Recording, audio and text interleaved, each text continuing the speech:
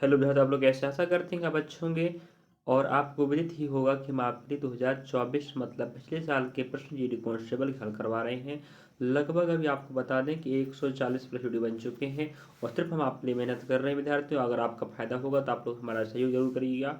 Like, subscribe, share, comment box में comment करें कि आपको वीडियो कैसा लग रहा है और आप क्या चाहते हैं। चलिए, और रही बात विद्यार्थी, आपको बता दें क्रमशः हम आपके लिए 20 फरवरी से 29 फरवरी तक अगर हम आपको जानकारी नहीं बताएंगे तो आप जानकारी के अभाव में कई विद्यार्थी पीछे रह जाते हैं, इसलिए बताना पड़ता है हर वीडियो में। ध्यान रखें, 29 फरवरी तक लगातार हिंदी जीके और हिंदी का हमने वीडियो बनाया है। और उस प्रकार आगे बढ़ते हैं हम। 1 मार्च के चारों चैप्टर के वीडियो बन चुके हैं। 2, 3, 4 डाटा नहीं था तो हमने 5 मार्च के वीडियो बना चुके हैं। तो आप देख पा रहे होंगे 6 मार्च का शिफ्ट नंबर 3 चल रहा है। इसके पहले फर्स्ट, सेकेंड, थर्ड 2 शिफ्ट हो चुके हैं। अगर आप नहीं देखें तो जाके देखिएगा। मैथ्स रीजनिंग भी हम आपको पढ़ा रहे हैं, रीजनिंग हो चाहे मैथ्स हो, सब कवर हो रहे हैं। मैथ्स रीजनिंग तो टॉप वीडियो चल रहे हैं, बिल्कुल शानदार तरीके से आपको देखना। जितने भी वीडियो बन चुके हैं, अगर आप पूरे वीडियो को देख लेते हैं, विश्लेषण कर लेते हैं, अध्ययन कर लेते हैं, तो हम आपको गारंटी देते हैं कि 70-80% आपका नंबर ऐसे ही पकने वाला है। और जो टॉपिक हम जीके चाहे हिंदी में कहें चाहे मैथ्स में रीजनिंग कहें, आपको पढ़ना पड़ेगा। फिर देखिए आप पेपर कितना अच्छा जाएगा। चलिए देखते हैं इस शिफ्ट का तारीख का पिछले शिफ्टों की तुलना में, पिछले तारीख की तुलना में किस प्रकार से जीपीजीएस था। इसके बाद हम हिंदी लेने वाले, चलिए देखिएगा। चलिए, तो आप देख पा रहे हैं पहला प्रश्न आपके समक्ष है, बिल्कुल शानदार तरीके से हल करना है। संतुलित बजट से संबंधित निम्नलिखित कथनों को पढ़िए। सही कथन या कथनों को पहचानिए। कह रहा है सही कथन बस हमें पहचानना। पहली बात देखिएगा, सरकार जमा आय के बराबर राशि खर्च कर सकती है, इसी संतुलित बजट कहते हैं। मतलब कहने का मतलब है कि जो बजट है और बजट पर जितना पैसा खर्च करने का लक्ष्य रखा गया था, अगर सरकार उतना ही पैसा खर्च करती तो उसे हम संतुलित बजट कहते हैं। समझे ना समझे, आप लोग समझ गए। चलिए नेक्स्ट हमें, मतलब इसका मतलब पहला आपका कथन सही है। दूसरा, अगर इससे ज़्यादा खर्च करने की ज़रूरत पड़ती है तो बजट को संतुलित करने के लिए करों के माध्यम से राशि प्राप्त करनी पड़ेगी। सही बात है। अगर आपको बजट को संतुलित करना है, मतलब है कि जितना बजट रखा गया है उतना पैसा खर्च तो करना ही पड़ेगा। अगर पैसा आपको कम पड़ रहा है तो आप क्या करेंगे, करों के माध्यम से उस बजट को संतुलित करना कर सकते हैं। इसके बाद दोनों कथन आपको बिल्कुल क्या है, सही। समझे। तो ये आपको बजट के बारे में दे के रखा। बजट का प्रश्न हमारे साथ से बार बार पूछ रहा विद्यार्थियों। सिर्फ आपकी जिम्मेदारी बनती है कि आपको टॉपिक समझना है, पढ़ना है और आगे बढ़ना है। तो पढ़ना तो पड़ेगा विद्यार्थी, ठीक है। अगला देखते हैं सेकंड प्रश्न। 20वीं सदी के मध्य में भारत में लाइसेंस राज औद्योगिक लाइसेंस की एक प्रणाली को संदर्भित करता है। मतलब जो लाइसेंस राज है, इस शब्द का प्रयोग हम कर सकते हैं बच्चे औद्योगिक लाइसेंसिंग के लिए। ध्यान रखें जे क्या हमें कहना चाह रहा है। समझे। चलिए, जे भी अर्थशास्त्र का प्रश्न आप कह सकते हैं। चलिए नेक्स्ट पर देखिएगा, हम आपको बार बार बोल चुके हैं कि भारत के निकटवर्ती राज्यों सॉरी देशों से संबंधित प्रश्न बार बार बन रहा है। तो आपकी जिम्मेदारी बनती है, आप लोग जितने भी निकटवर्ती देश है उनके बारे में पढ़ लीजिएगा। देखिए क्या कहता है। भूटान भारत का पड़ोसी देश है, बिल्कुल सही बात है। भारत के किस राज्य की सीमा भूटान से लगती है। तो यहाँ पर ऑप्शन पंजाब हो सकता है। आप खुद सोच सकते हो पंजाब कहाँ है, हरियाणा कहाँ है, जम्मू कश्मीर कहाँ है। तो एक ऑप्शन बचा था आपका पश्चिम बंगाल, बस आंसर लग जाता। तो आपको निकटवर्ती देश व उनसे लगे सीमाओं से संबंधित राज्य और उनकी राजधानियाँ, देश, राजधानियाँ, उनका मुद्रा, उनकी सीमा डिस्टेंस कितना कितना लगा है, जी सब आपको पढ़ना पड़ेगा। समझे। तो हम आपको जानकारी बता रहे हैं, तो आपकी जिम्मेदारी बनती है आप लोग पढ़ लीजिएगा। चलिए, और भूटान की राजधानी आपको पता है ना क्या है, थिम्पू। ध्यान रखिएगा। और न्यू गिल ड्रम इसका क्या है, मुद्रा है। चलिए, और हमारे भारत के साथ 699 किलोमीटर ये डिस्टेंस साझा करता है। और थिम्पू इसकी क्या है विद्यार्थियों, राजधानी। ध्यान रखेंगी। और न्यू न्यू गुलड्रम इसकी क्या है, गुलड्रम इसकी क्या है विद्यार्थियों, मुद्रा। ध्यान रखें। तो ऐसे आपको सभी निकटवर्ती देशों के बारे में पढ़ना पड़ेगा, ठीक है। अगला देखिएगा, 2023 में अंतर्राष्ट्रीय खगोलीय संघ ने निम्नलिखित में से किस भारतीय उल्का खगोल शास्त्री के नाम पर एक छोटे ग्रह का नाम रखा है। तो वो रहेगा अश्विन शेखर। तो इस प्रकार से आप पता है कि हमारा ब्रह्मांड ग्रह, उपग्रह, क्षुद्र ग्रह, उल्कापिंड और धूमकेतुओं से मिलकर बना है। और हमारा जो ब्रह्मांड है, ध्यान रखें, और इनमें एक सौर परिवार होता है, ध्यान रखिएगा, तो सौर परिवार इनसे मिलकर बना है। चलिए, तो एक भारतीय उल्का शास्त्री के नाम पर छोटे ग्रह का नाम रखा गया है। तो एक ग्रह है उसको हम क्या बोलते हैं, अश्विन शेखर, ध्यान रखें, ठीक है, खगोल वैज्ञानिक हुआ करते थे। चलिएगा, अगला प्रश्न हमें यहाँ पर कह रहा, अनुच्छेद पूछ लिया भाई विद्यार्थियों, अनुच्छेद भी आपको बात करना पड़ेगा। चलिए, भारतीय संविधान के निम्नलिखित में से किस अनुच्छेद में राज्यपाल की क्षमादान की शक्ति और कुछ मामलों में सजा को निलंबित करने या माफ करने या कम करने की शक्ति का उल्लेख है? तो हमें राज्यपाल से संबंधित प्रश्न भी पूछ रहा है। राज्यपाल, राष्ट्रपति, संसद, संविधान की बात कर रहा हूँ, अनुच्छेद पूछ रहा, मौलिक अधिकार, मौलिक कर्तव्य पूछ रहा है और भाग भी पूछ रहा है। तो हम आपको हिंट कर रहे हैं, आप समझ जाइए क्या पूछ रहा है। तो 161 अनुच्छेद कहता है जे हमें राज्यपाल की शक्तियाँ प्रदान करता है कि राज्यपाल क्षमादान भी कर सकता है, कुछ मामलों में सजा को कम भी कर सकता है या माफ भी कर सकता है। जैसे कोई अपराधी है, अगर अपराधी व्यक्ति अपनी मिन्नत लेकर राज्य के प्रथम नागरिक राज्यपाल की तरफ जाता है और राज्यपाल के पास अनुच्छेद 161 के तहत उसे क्षमा करने की शक्ति भी है और उस कुछ मामलों में सजा को माफ भी कर सकता है या उसको कम करने का काम भी कर सकता है। ध्यान रखें, ये बहुत अच्छा प्रश्न था। अगली बार ध्यान रखें, जीडी का कांस्टेबल का, इसका मतलब नहीं कि जीडी में ही पूछेगा, अन्य भर्ती परीक्षाओं में प्रश्न बन सकता है, बनता ही पहली बात।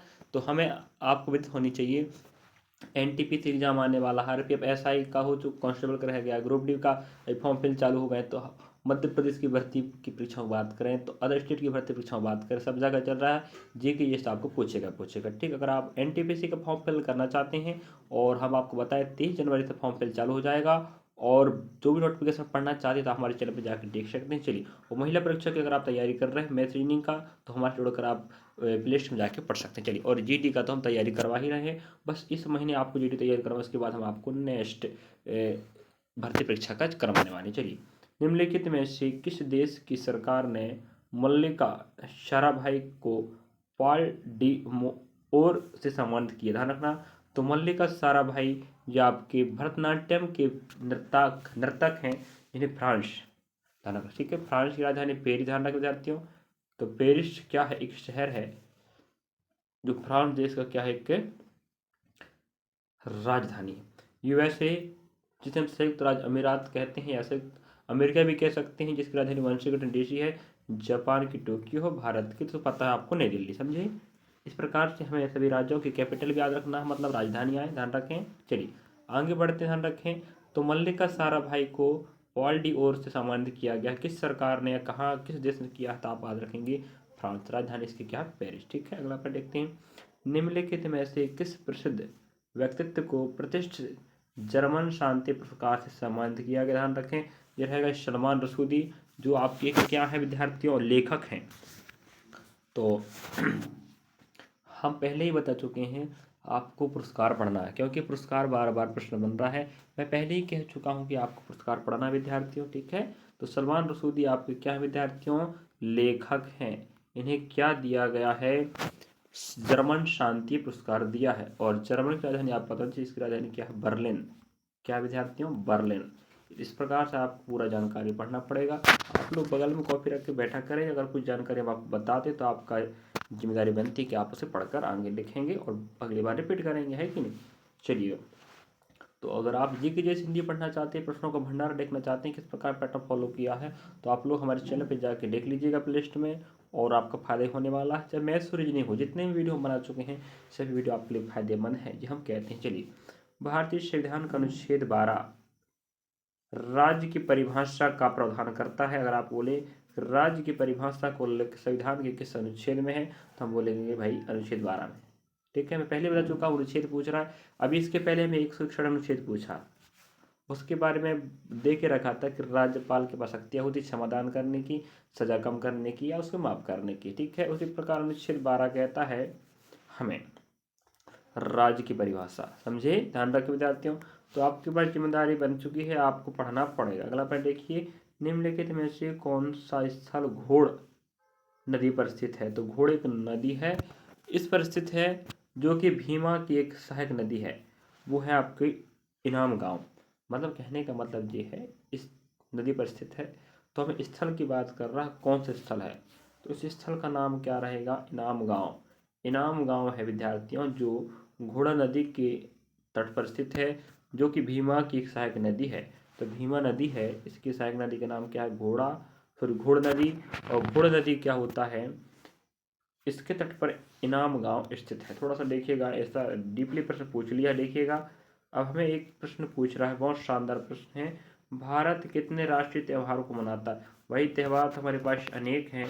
अब आपका होमवर्क बनता है कि विद्यार्थियों, ऑप्शन यहाँ 3 दे के रखा था, आप खुद बताएंगे कि भारत के राष्ट्रीय पर्व कौन कौन से हैं। भाई हर राज्य के तो अलग अलग पर्व होते हैं, लेकिन हम राष्ट्रीय पर्व की बात कर रहे हैं, जिस पर्व को पूरे देशवासी बड़े सम्मान के साथ उसे मनाते हैं। चलिए आपको बताना पड़ेगा, ध्यान रखें। पहला हम खुद ही बता देते हैं भाई, गणतंत्र दिवस क्या पूरा भारत मनाता है, यस। स्वतंत्र दिवस, हाँ, दो, एक गणतंत्र दिवस, एक स्वतंत्र दिवस, हम 2 बता चुके हैं। यहाँ 3 ऑप्शन दिया, मतलब एक है। तो होमवर्क रहने वाला आपका, आपको बताना होगा कि वो किस प्रकार से कौन सा आने वाला, समझे। चलिए अगला प्रश्न देखते हैं। नेक्स्ट प्रश्न, जाकिर हुसैन निम्नलिखित में से किसके लिए प्रसिद्ध है। तो आपको पता होना चाहिए बच्चा, तबला। आप जाकिर हुसैन नहीं रहे, ध्यान रखें, इनका स्वर्गवास हो गया हाल ही में। ये भी अपने आप प्रश्न बन गया है, 2024 में इनका स्वर्गवास हो गया है। इसके पहले आपको याद रखना है कि ये प्रसिद्ध तबला वादक थे, जिन्हें बार बार प्रश्न पूछ रहा है। और बांसुरी वादक पिछले चैप्टर में पूछा था हमें, आपने क्या लगाए थे, पन्नालाल, सॉरी, हरिप्रसाद चौरसिया, और मैं बताया था पन्नालाल घोष, और राजन कुलकर्णी और राजन प्रसन्ना जी हैं। तो इस प्रकार से बार बार हमें वही टॉपिक पूछ रहा है। मैं पहले बता चुका हूँ आपको पढ़ना क्या है, हर चैप्टर में आपको बताते हैं। आपको वादन वादक पढ़ना है, ध्यान रखें। चलिए, और संबंधित उन्हें जो पुरस्कार मिला वो भी पढ़ना, और कब मिला, समझे। चलिए नेक्स्ट प्रश्न देख पा रहे हैं आप लोग, हमें कह रहा है, भारतीय खिलाड़ी पॉलोमी घटक कौन सा खेल खेलती है। फिर वही टॉपिक पूछ लिया, लेकिन हर चैप्टर में प्रश्न बदल भी देता है, कई बार उससे संबंधित प्रश्न पूछ लेता है। तो यहाँ आप देख पा रहे होंगे, हमें टॉपिक वही दिया है, बस प्रश्न थोड़ा सा चेंज कर दिया है कि पॉलोमी घटक जो टेबल टेनिस क्या खिलाड़ी, ध्यान रखना, जो टेबल टेनिस गेम खेलती हैं। इसमें एक पक्ष में 1 या 2 खिलाड़ी हो सकते हैं। तो हमें खेल, संबंधित राज्य, संबंधित खिलाड़ी, उसका उपनाम पढ़ना है, और संबंधित खेल से संबंधित शब्दावली पढ़ना है, और उस एक पक्ष में खिलाड़ी की संख्या पढ़ना, और कप और ट्रॉफी पढ़ना पड़ेगा। तो हम आपको बताते चल रहे हैं, आपकी जिम्मेदारी बनती है, आप पढ़ते चलिएगा। देखिएगा, केंद्र में अंतरिम सरकार गठन किस वर्ष हुआ था, 1946 में रखना। इसी मंत्रिमंडल को हम प्रथम भारतीय मंत्रिमंडल के नाम से जानते हैं, याद रखना। तो केंद्र में पूरी सरकार, केंद्र सरकार, सॉरी, पूरे भारत में एक अंतरिम सरकार गठन हुआ था, जो 1946 में, याद रखेंगे। इसमें कौन क्या था, ये भी हमें प्रश्न पूछता, याद रखेंगे। तो ये हमें बता दिया कि संविधान सभा 1946 में स्थापित हुआ था ना, उसी समय हमें सरकार ने बनाया, सरकार का निर्माण किया गया था, है कि नहीं। तो सरकार में उस समय कौन क्या पद लेकर धारण करके बैठा था, आपको पढ़ना पड़ेगा, वो भी अपने आप प्रश्न बनता है। चलिए, कुकमी कुम्मी नृत्य, कुम्मी नृत्य का संबंध किस राज्य से, ध्यान रखें ना। तो हमें बोल रहा है कुम्मी, कुम्मी नृत्य किस का संबंध किस राज्य से, वो रहेगा तमिलनाडु। तो हमें याद रखना है विद्यार्थियों, हमें बार बार पूर्वोत्तर भारत, दक्षिण भारत और इनका अधिकांश हमें नृत्य, मेले, उत्सव, त्यौहार बार बार प्रश्न पूछ रहा, ध्यान रखें। चलिए, तो आपकी जिम्मेदारी बनती है, आपको पढ़ना पड़ेगा। कुम्मी नृत्य का संबंध तमिलनाडु, ध्यान रखेंगे। अगला प्रश्न देखिएगा, अगले प्रश्न कह रहा है, औद्योगिक क्षेत्र द्वारा सकल घरेलू उत्पाद GDP, ग्रोस डोमेस्टिक प्रोडक्ट, ध्यान रखें, में किए जाने वाले योगदान का अनुपात 1950-51 में 11.8% से बढ़कर 1991-91 में 24.6 हो गया। मतलब जो GDP है दर, पहले कितना था, 11.8 था, मतलब उसका 11 दूनी 22, डबल कह सकते हैं, हाँ, 2 गुना बढ़ गया।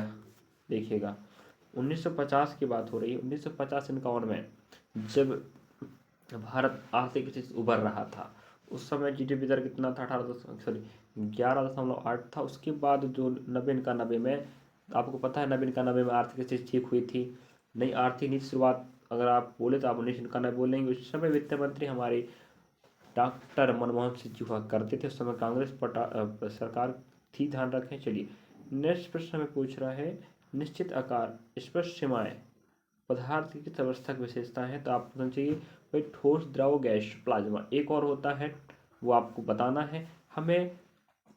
पदार्थ मैटर जिसे बोलते हैं MAT, ठीक, MATTR मैटर। मैटर का प्रश्न हमें बार बार पूछ रहा है। तो हमें बोल रहा है निश्चित आकार स्पष्ट सीमा पदार्थ किस अवस्था को होती है। भाई ठोसों की कोई निश्चित अवस्था नहीं होती है। अवस्था मतलब आकार होता है क्या, सॉरी, हाँ होता है भाई, क्यों नहीं होता। द्रव का नहीं होता, द्रव को तुम जिस वस्तु में रख दो वही आकार ले लेगी। गैस को भी वही होता है, अर्ध ठोस को वही होता है। लेकिन ठोस एक ऐसा पदार्थ है जिसका एक निश्चित आकार अवस्था होती है, समझे। चलिए चाहे तो भाई एक काम करो, तुम एक पत्थर को, पत्थर ठोस है कि नहीं, है कि नहीं, अगर उसको तुम कहीं भी रख दो तो क्या वो अपने आकार बदलेगा, नहीं बदलेगा। लेकिन वही चीज़ आप पानी, जिसे हम द्रव कहते हैं, जल, जल को तुम जिस भी बर्तन में रख दो वहीं वो स्थिति धारण कर लेगा, आकार को वो चेंज कर लेता है। अगला देखिएगा, जनगणना का प्रश्न बार बार पूछ रहा है, ध्यान रखा, हर चैप्टर में हमें एक ना एक प्रश्न आ ही जाता है। देखिएगा 2011 की गणना के अनुसार भारत में हिंदुओं की कुल जनसंख्या कितनी है। ठीक है, तो 2011 की गणना के अनुसार भारत में अधिकांश हमें प्रश्न पूछा है, हिंदुओं का प्रश्न पूछ रहा है। तो हमें कह रहा 2011 में जो हिंदू गणना थी जनसंख्या वो कितनी थी, तो 96.63 करोड़। इसके पहले हमारे पास ऑप्शन आया था 90 से अधिक, तब भी हम बिल्कुल इसी प्रकार के प्रश्न पूछा, ध्यान ध्यान रखें, वही टॉपिक है। हिंदुओं की जनसंख्या कितनी था, उस समय ऑप्शन दिया था 90 करोड़ से अधिक दिया था, तो हम ऑप्शन वो लगाए थे। यहाँ पर भाई दे के रखा पहली बात, तो ये टिक्का लगाना पड़ेगा, समझे। तो 96.63 करोड़ जनसंख्या थी हिंदुओं की, जो सबसे अधिक कम्युनिटी वाला समुदाय है, समझे। चलिए, तो हमें इस प्रकार का प्रश्न बार बार पूछ रहा है, विजयन सिंह निम्नलिखित में से कौन सा खेल खेलते हैं। देखिएगा इसके पहले शिफ्ट में अभी हमें पूछा था, हर शिफ्ट में वही पूछता है, संबंधित खेल व खिलाड़ी। इसके पहले भी हमने एक प्रश्न पूछा था, ध्यान रखें, अगर आप देखे होंगे अच्छी बात है। चलिए, और आप बहुत सारे वीडियो हम बना चुके हैं आपके लिए ही तो बना रहे हैं विद्यार्थियों, हम आपके लिए इतनी मेहनत करते हैं। आप खुद सोचिएगा 140 वीडियो बनाना कोई आसान बात है क्या, नहीं है। हमको चिल्लाना पड़ता है, बोलना पड़ता है, वीडियो रिकॉर्ड करना पड़ता है, और हम प्रयास करते हैं कि आप मुझे डाटा दें, आपको फायदा हो जाए। तो विजयन से ध्यान रखना एक खिलाड़ी हैं जो कि मुक्केबाज, याद रखिएगा। इस प्रकार से हमें संबंधित खिलाड़ी व खेल भी पढ़ना पड़ेगा, और बाकी जानकारी आपको कप ट्रॉफियाँ शब्दावली भी पढ़ना पड़ेगा, समझे। चलिए नेक्स्ट प्रश्न देखते हैं। इस शिफ्ट का देखिएगा तो आप पता है कि 6 मार्च 2024 का शिफ्ट नंबर तीसरा चल रहा है, पहला दूसरा हो चुका है, और बाकी इसके पहले का जो डेट है 19 फरवरी से हम चालू किए थे, कंटिन्यू चल रहे हैं। चलिए रीजनिंग में टॉप वीडियो चल रहे हैं, जाके देखिएगा और पढ़ते रहिएगा।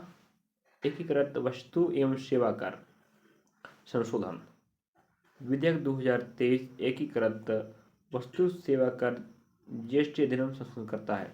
मतलब एकीकृत वस्तु एवं सेवा कर IGST अधिनियम 2017, आपको पता है कि 1 जुलाई 2017 को ही तो अधिनियम बना था, किसका, GST का, गुड्स सर्विस टैक्स। तो आपको पता है ना GST हमारे भारत में लागू हुआ था 1 जुलाई 2017 को। तो 1 जुलाई को हमारा पूरा भारत क्या मनाता है, GST दिवस मनाता है, ध्यान रखें। तो 2017 अधिनियम बना था, इसी को संशोधन किया गया था, तो वो बोल के रख दिया। मैं आपको फिर बताना चाहूँगा ये प्रश्न इसी जैसा प्रश्न भी हमें पहले भी पूछ चुका है। अब आप देख पा रहे होंगे सम्मिलित खेल व खिलाड़ी का 3 प्रश्न हो गया इसी चैप्टर में। इसके पहले अभी एक प्रश्न आया था, इसके पहले एक प्रश्न और आया था, 3 प्रश्न हो गए। बताओ 3 प्रश्न एक टॉपिक से पूछ रहा है, समझिए। भारतीय खिलाड़ी गौरव घई कौन सा खेल खेलते हैं, तो जरा है गोल्फ। तो गोल्फ एक खेल है, इस खेल को हमारे भारतीय खिलाड़ी गौरव घई खेलते हैं, समझे। जी रहा विद्यार्थियों, आपका 20 का 20 प्रश्न। हम अगले शिफ्ट के साथ, नेक्स्ट पार्ट के साथ मिलेंगे। शिफ्ट नंबर 4 रहेगा, तारीख वही रहेगी, लेकिन इसी शिफ्ट का, इसी तारीख का अब GK तो हो चुका कवर, अब हिंदी लेंगे। तो आप लोग हिंदी देखने का प्रयास करेंगे, देखना समझना टॉपिक क्या कवर कर रहा है। तो विद्यार्थियों हम आपका सहयोग प्रदान कर रहे हैं, हमें सिर्फ आपका सहयोग चाहिए। लाइक सब्सक्राइब कमेंट करें, आपको किस प्रकार का वीडियो चाहिए जरूर बोल सकते हैं। हम NTPC ग्रुप डी का भी तैयारी करवाएंगे, और जो विद्यार्थी जो भी भर्ती परीक्षा की तैयारी करवाना चाहते हैं, PY के प्रश्न चाहते हैं, तो प्रयास करना, आप लोग कमेंट करें, हम प्रयास करने बनाने का। बट भाई एक आदमी अकेला कैसे करेगा, हम ऑफलाइन क्लास संचालित करते हैं, तो थोड़ा नामुमकिन तो नहीं है, लेकिन मुश्किल भी नहीं, हम प्रयास करेंगे आपके लिए। चलिए आप बस हमारा सहयोग करते रहिए। मिलते हैं नेक्स्ट पार्ट के साथ। धन्यवाद विद्यार्थियों।